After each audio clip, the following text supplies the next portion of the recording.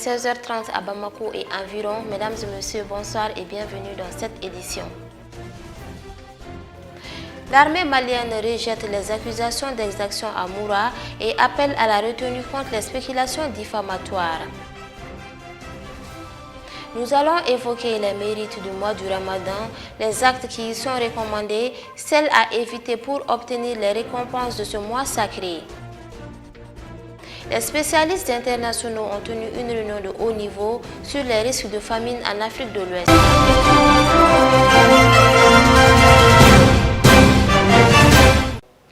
Comme je vous en parlais tout à l'heure dans les titres, les forces armées maliennes rejettent les allégations d'exaction à Moura, situé dans le cercle de Djéné, région de Mopti.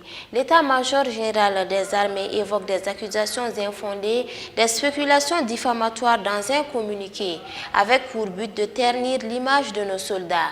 Écoutons à cet effet le général de division Oumar Diarra sur le plateau de l'ERTM. Donc, je suis ici ce soir au nom de la haute hiérarchie militaire pour clarifier la situation concernant l'intervention militaire des FAMA dans la localité de Moura la semaine dernière. Donc, c'est à la faveur des renseignements très précis et validés que les FAMA ont été amenés à intervenir dans la localité de Moura où se tenait une grande réunion très importante des leaders de la Katiba de Massina, et avec la finalité de planifier des attaques contre les installations, les FAMA, ainsi que de continuer à mettre la pression sur les populations civiles. C'est dans ce cadre que nous sommes intervenus à Moura. Et donc, à peine que nos forces sont arrivées sur les lieux, parce que c'est une opération aéroportée, dès que les forces sont arrivées, elles ont été prises à partie par les terroristes qui étaient en réunion, et ça est suivi de combats très violents au cours desquels nous déplorons aussi des morts et des blessés. Donc moi je voudrais préciser que les FAMA sont intervenus à Moura, oui, pas pour aller tuer des civils, oui, dont nous avons la charge de protéger. Nous sommes intervenus à Moura dans le cadre de notre mission régalienne de défense de l'intégrité du territoire national, la protection des personnes et les biens. Donc, je voudrais dire que l'armée malienne est une armée multi-ethnique et ne saurait se permettre de tels agissements, de telles allégations, porter vraiment la responsabilité de toutes ces allégations qui sont portées contre elle aujourd'hui. Les gens interprètent. Nous sommes partis sur la base de renseignements très précis, des renseignements recoupés et précis. Et c'est suite à ces informations que nous sommes intervenus. Et le professionnalisme des FAMA a été remarquable. Oui. Depuis la phase de la planification de la conduite de l'opération, la collecte du renseignement, la phase de l'action majeure, là où on a fait les opérations, nous avons engagé des hélicoptères, les gens ont débarqué, et tout ce qui était imprévu, et le tri des personnes suspectes, jusqu'à avoir l'effectif des gens suspects qui ont été exfiltrés. Donc, moi, je pense que ça montre le professionnalisme des FAMA dans la conduite de nos opérations. Moi, je voudrais préciser sur cette antenne que les forces armées maliennes restent des forces professionnelles. Nous l'avons démontré dans le passé, comme je l'ai dit, ça a été rappelé dans le communiqué, oui, la libération des Chinois. Donc, nous allons continuer la conduite de nos opérations dans le respect strict du droit international humanitaire et des droits de l'homme. Moi, je voudrais rassurer les populations maliennes. Les FAMA n'opèrent pas contre les populations civiles. Nous sommes conscients que la réussite de nos opérations dépend du soutien de ces populations. Et tant que les populations sont sécurisées, tant que les populations sont protégées, nous savons que nous sommes en train de mener à bien nos missions. Moura représente aujourd'hui une zone de haute surveillance. Aujourd'hui, voilà, nous continuons à surveiller la zone dans le cadre de la protection des personnes et de leurs biens. Nous parlons toujours de nos FAMA dans cette édition. En effet, des habitants de Moura ont affirmé qu'aucun civil n'a été tué par l'armée malienne dans leur village. Selon leur avis, les terroristes et leurs chefs, comme à l'accoutumée, s'étaient réunis dans la forêt pour le partage de la zakat, qui est l'impôt imposé en espèces ou en nature aux populations de la contrée. C'est en ce moment que l'armée malienne informée les a encerclés avec 4 hélicoptères de combat et un avion de transport de troupes. Un habitant de Moura affirme que l'ensemble des membres de sa famille avaient été arrêtés puis relâchés à la fin des enquêtes. Sur tout un autre plan, le ministre de la Sécurité et de la Protection civile, le général de brigade Daoud Ali Mohamedine, a reçu en audience la représentante spéciale adjointe des Nations Unies chargée des affaires politiques et civiles, des droits de l'homme, de la protection de l'enfance et de la médiation. En début de mission dans notre pays, elle a tenu d'abord à rencontrer le ministre pour solliciter son accompagnement. Aïssata Touré. La représentante spéciale adjointe du secrétaire général des Nations Unies chargée des affaires politiques et des droits de l'homme, Mme Daniela Kroslak, est venue se présenter au ministère, d'autant qu'elle vient à peine de prendre fonction. Elle s'est dite très honorée par l'audience à elle accordée par le général de brigade Daoud Ali Mohamedine, à qui elle a souhaité un très bon mois de Ramadan. Poursuivant, Mme Daniela dira qu'elle a hautement apprécié le niveau de coopération entre l'aménagement et le département de la sécurité et de la protection civile. Je viens d'arriver au Yémen et j'ai beaucoup à apprendre de vous. Je sollicite votre accompagnement pour la réussite de ma mission et partant, aidez votre gouvernement, a dit Daniela. Des droits de l'homme, il en a été question. La secrétaire générale adjointe les a évoqués. Un sujet phare, dit-elle, qui est discuté de plusieurs niveaux. Elle sera complétée par le général Ouedraogo qui a rappelé certains dossiers en partage avec le département, notamment le plan stratégique, les guides électoraux et la représentation de l'aménagement au sein de la cellule d'analyse et de fusion du ministère. Le général de brigade Daoud Ali Mohamedine, dans sa réponse, a tout d'abord félicité son hôte pour sa nomination à ce poste très stratégique aux Nations Unies et particulièrement au Mali. Vous êtes la bienvenue au Mali. Vous aviez quitté des zones où les contextes sont souvent différents. Le Sahel a aussi sa spécificité. Vous aviez tout notre soutien et notre accompagnement. Nous avons de très bons rapports avec le chef de l'aménagement, M. El Ghazim Ouane. Le pays fait face à beaucoup d'événements que le peuple n'a jamais souhaités. Je pense notamment à la crise sécuritaire à laquelle est venue se greffer la crise sanitaire et les effets du changement climatique, a dit le ministre. S'agissant des droits de l'homme évoqués par son hôte, le ministre dira qu'un travail assidu est en train d'être mené à ce niveau pour davantage former les forces de défense et de sécurité au respect du droit international humanitaire. Le commandement militaire ne cautionne pas de violation des droits de l'homme, a précisé le général de brigade Daoud Ali Mohamedine. Pour terminer, il a salué l'accompagnement de l'aménagement dans les domaines de la formation, de la police de proximité, de la construction, de la rénovation d'infrastructures et de la fourniture d'équipements. C'est un accompagnement qui nous aide à accroître à la fois nos infrastructures et la capacité opérationnelle des forces de sécurité. Je salue donc cet esprit d'accompagnement et vous dis que notre porte reste grandement ouverte pour toute sollicitation. C'est dire que nous sommes à votre entière disposition, a conclu le ministre.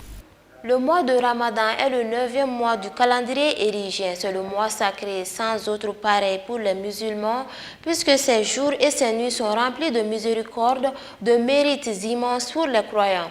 C'est pourquoi Aïssata Bachili s'est entretenue sur les actions recommandées afin de réussir son mois de Ramadan. Les images sont de Mounir Djiri.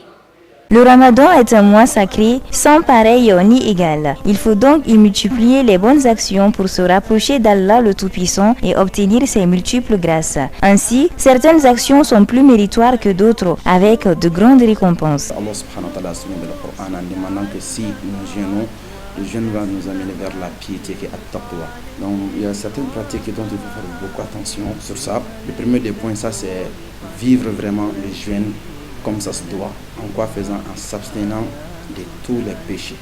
C'est-à-dire l'éducation réellement du jeune, c'est pas de s'abstenir de boire, de manger, mais c'est parvenir à éduquer son corps, son âme, son être de plus profond, à s'abstenir, à résister à la tentation que le cœur et le corps demandent, montrent ses envies, mais toi tu refuses par ta foi. Donc cet équilibre, cet exercice, il faut essayer beaucoup de l'appliquer du quotidien, chaque jour du jeûne. Parmi les choses encore à faire, en dehors de ce combat intérieur qui est chaque fois de résister à la tentation, deuxième point maintenant, ça c'est Tilawatu al-Qur'an. De lire beaucoup al-Qur'an, de nouer le lien avec la parole d'Allah qui est al-Qur'an al-Karim. Chaque fois se donner le temps de lire chaque fois le Coran et de méditer sur les versets, parce que ces font partie des moyens qui vont te permettre également à aller vers cette résistance de ton cœur, de ton âme face à la tentation. Donc le Coran est un grand moyen qui nous permettra bi'idhnillahi ta'ala à aboutir à ça. Donc il faut beaucoup s'attacher au Coran. En dehors du Coran, intensifier également les nawafil. Quand on dit les nawafil, les prières, essayer d'intensifier les prières. Car la prière est une communication intime entre le Créateur et sa créature. Et pour ça, il faut créer plus de liens avec Allah subhanahu wa ta'ala en augmentant le nombre de prosternations, les nafila, faire beaucoup de nafila, surtout les tarawih que nous faisons chaque fois. Essayer de faire ça assidûment, ça te permettra bi'idhnillahi ta'ala de purifier ton cœur et de rencontrer, d'aller vers la lumière de la prière à cause de tes nombreuses prosternations. Ça, c'est ta rapproche, ça te purifie les mauvaises actions, les habitudes anciennes, aussi bien que les pièges du diable, qu'Allah nous en préserve. En plus de ces bonnes actions, il y a certaines pratiques qui sont très recommandées lorsqu'on est en jeûne, comme le rappel d'Allah et la multiplication des invocations. Il y a ajouté également un dhikr, c'est-à-dire intensifier les dhikr, faire beaucoup de dhikr. Subhanallah, walhamdulillah, wa la ilaha illallah, Allahu akbar, wa la hawla wa la quwwata illa billah, que ta langue ne se lasse jamais d'évoquer le nom d'Allah subhanahu wa ta'ala. Donc ça, ce côté également est très négligé, parce que les gens, quand on a faim, on préfère beaucoup le silence. On a soif, on préfère beaucoup le silence. Mais l'aspect spirituel du jeûne nous invite, quand on a faim, quand on a soif, il faut augmenter plus le dhikr. Parce que pourquoi? Car le dhikr, le rappel de Dieu, c'est la source de votre motivation à résister à votre faim et à votre soif. Car c'est pour l'amour de Dieu et pour l'amour d'avoir son agrément que vous acceptez d'avoir faim ayant les moyens de manger, que vous acceptez d'avoir soif ayant toujours les moyens de boire. Mais donc, rappelez le nom pour lequel vous avez d'accepter de vivre la faim et d'accepter de vivre le soif. Il y a un autre élément qui s'ajoute à ça, c'est ad-du'a. Le fait d'évoquer beaucoup Allah subhanahu wa ta'ala. Faire beaucoup de du'a, surtout pendant la période de Sohr. Ça, c'est très recommandé parce que ça fait partie des toutes dernières heures de la nuit. En dehors de ça également, faire pendant toute la journée du jeûne, chacun le jeûneur, ses invocations sont exaucées. Donc essaye de faire chaque fois ad-du'a, invoquer beaucoup Allah subhanahu wa ta'ala pour toi dans ta vie mondaine et pour notre monde également. Et surtout pendant la rupture aussi, à la rupture proche, faites tout pour essayer d'intensifier beaucoup le du'a. Donc ça, cette pratique également, elle est très sollicitée. L'aumône est très importante en islam, surtout lorsqu'elle est faite pendant le mois béni de Ramadan. Elle devient beaucoup plus bénéfique pour celui qui fait preuve de générosité et cette autre personne qui est soulagée à travers cette aumône. Nouer le lien avec quoi? L'environnement, le social. Et ce côté est là dans le cadre de sadaqa. Il faut essayer d'investir beaucoup, parce qu'on dit que le prophète sallam était très généreux de nature. Mais pendant le Ramadan, sa générosité atteignait une extrême évolution par rapport à l'évolution de tout ce qu'il a comme moyen pour essayer de permettre à toutes les créatures d'Allah autour de lui de vivre en paix, de jouir des bienfaits d'Allah subhanahu wa ta'ala. Et cela nous revient à chaque musulman de faire beaucoup de sadaqa, d'avoir la générosité, d'aider beaucoup les démunis, les pauvres. Il faut qu'on fasse tout pour permettre à tous les musulmans, que ce soit les pauvres, les démunis, les orphelins, les vivres, de bien vivre ce mois et de sentir la miséricorde d'Allah autour d'eux grâce aux efforts que les musulmans auront à faire chaque fois en donnant à manger, en donnant des dates de rupture, en donnant également beaucoup d'autres choses pour les survivre, les permettre, alhamdoulilah, de bien manger, de bien vivre, de bien faire les rejoindre. Ça, c'est très recommandé. Et ce côté, malheureusement, souvent, beaucoup de personnes le négligent, qui est le côté, on se focalise seulement sur le côté spirituel individuel, ta pratique, tes prières, tes dhikr, tout ça, c'est à toi. Mais par contre, aider autrui, ça, c'est à une autre dimension plus large. Donc permettre à autrui de bien jeûner, de bien faire sa rupture, et ça c'est très sollicité. Nous devons tous mettre en pratique ces recommandations pour un ramadan réussi, à la fin duquel nous pourrons tous obtenir les plus belles récompenses. Les sanctions de la CEDEAO infligées au Mali le 9 janvier 2022 continuent de faire des mécontents. C'est le cas des Maliens vivant au Bénin. Nos compatriotes jugent ces sanctions injustes, inacceptables pour eux. Ils ont affirmé leurs accompagnements aux autorités de la transition à tout prix selon l'un d'entre eux. Les sanctions contre le Mali que nous sommes en train de vivre aujourd'hui nous fait très mal, mais c'est des sanctions disproportionnées et des sanctions injustes. Parce que c'est le peuple malien qui a choisi de prolonger la transition. Ce n'est pas la junte militaire qui s'est choisi ça. C'est nous les Maliens, nous l'avons choisi pour nous-mêmes, dans sa grande majorité. Donc nous sommes d'accord avec ceux qui gouvernent actuellement pour prolonger la transition, pour des réformes qui sont nécessaires pour notre pays. C'est que la décision dont le CEDEAO a pris contre le Mali, c'est inacceptable pour nous. Pour moi, Daouda Traoré, personnellement, je ne suis pas d'accord avec. Depuis 8 ans ou 9 ans, la guerre est chez nous au Mali et il n'arrive pas à intervenir pour pouvoir finir nos guerres. Les 8 pays membres de la CEDEAO, toutes leurs troupes se trouvent au Mali là-bas, mais chaque jour, la guerre n'a fait que de continuer, la guerre ne diminue pas. Et grâce à Dieu, on a eu un autre partenaire en soi, disant que la Russie. Maintenant, quand la Russie est venue, on a commencé d'avoir la stabilité et la CEDEAO se révolte aussi qu'ils n'ont pas d'accord de ça. Donc vraiment, c'est une situation, ils n'ont qu'à revoir. C'est que si le Mali a décidé de prendre sa responsabilité, on a le droit de lui faire. Si on ne peut pas, nous on va le faire. On est prêt à accompagner à tout prix à notre gouvernement. À tout prix, on est prêt à accompagner. Quelle qu'en soit la souffrance, quel qu'en soit la bonheur, on est là. Nous sommes des Maliens. Si tu ne soutiens pas ton pays, personne ne viendra à ton aide. On veut mourir derrière les Assimi Goïta. Les CEDEAO, aider les CEDEAO. Les gens font 3 mandats, est-ce qu'il y a démocratie? Les Alassane Ouattara aujourd'hui dit qu'il fait Mali à CEDEAO.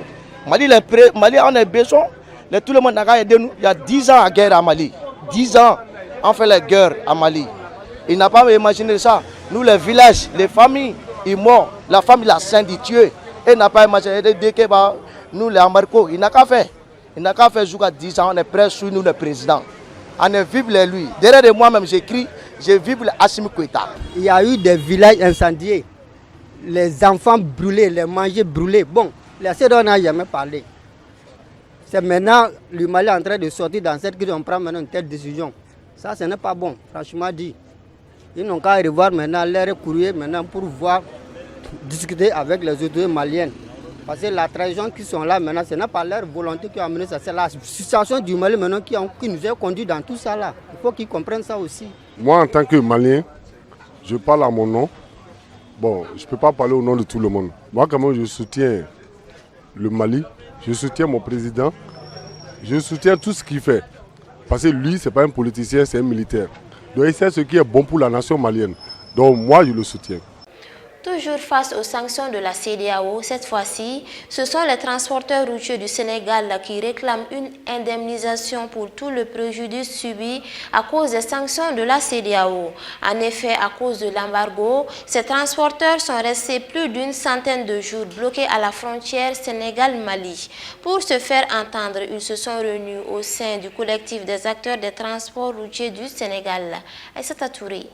L'édit collectif qui a décidé d'interpeller nos autorités étatiques prend pour responsable la CEDEAO et étale cette doléance. Momar Sourange, le coordinateur général du CATRS et de la coordination des personnels des transports routiers du Sénégal, CPTRS, dans un communiqué rendu public ce mardi 5 avril 2022, a fait part de cette volonté exprimée par ses pairs. Cette fermeture brutale et dépourvue de mesures d'accompagnement nous a causé un préjudice énorme. Heureusement, la Cour de justice de Léman a pris la décision de lever cette interdiction prise par la conférence des chefs d'État et de gouvernement de la CEDEAO, regrette le coordinateur général du cadre. Pour lui, ce n'est pas seulement le Mali qui a subi les conséquences de son embargo. Les acteurs le sont également, dit-il. Pour preuve, les transporteurs et les chauffeurs sont toujours bloqués au niveau de la frontière. Surpris par cette fermeture brusque,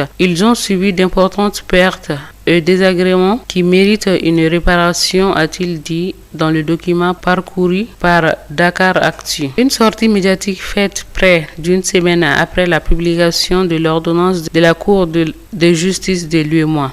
Publication dans laquelle il a été ordonné le sursis à exécution des sanctions prononcées par la conférence des chefs d'État et de gouvernement de l'UEMOA lors de la session extraordinaire tenue à Accra le 9 janvier 2022. Pour lui, plusieurs aspects légitiment leurs réclamations. Aujourd'hui, les acteurs vivent dans le plus grand dénuement au niveau de la frontière et notre activité est à l'arrêt. Les pneumatiques ont commencé à s'affaisser. Toutes choses qui font que la CATRS pense que la CEDEAO est responsable de cette situation et doit en assumer les conséquences. Cet embargo n'a pas fait que des impactés du côté des transporteurs, en la croire. Il y a aussi, selon lui, les chauffeurs qui ont été maintenus contre leur gré en pleine brousse dans le plus grand dénuement, dormant à la Belle Étoile ou partageant leur cabine avec leurs apprentis. Obligés de se doucher à la Belle Étoile et contraints à d'énormes difficultés pour avoir de l'eau, ces chauffeurs doivent être indemnisés, lesquels doivent être eux aussi dédommagés, a souligné le CATRS. Celui-ci dit avoir tenu à faire passer ce message pour que tous les acteurs du corridor impacté puissent réagir et évaluer les pertes subies. Pour évaluer le préjudice, le coordinateur général du collectif a invité le président du Conseil malien des transporteurs routiers, Youssou Traoré, de prendre un huissier et de faire le constat aussi bien du côté des camions maliens en terre malienne que de camions maliens en terre sénégalaise pour évaluer le préjudice qu'ils ont subi. Du côté sénégalais, le collectif demandera à des responsables comme Tamsir Ndiaye, Modou Diop, Djadji Wade, Kali Kouma, Mortine Morjai, Ben entre autres, de s'étaler à cette tâche, informe M. Sourange.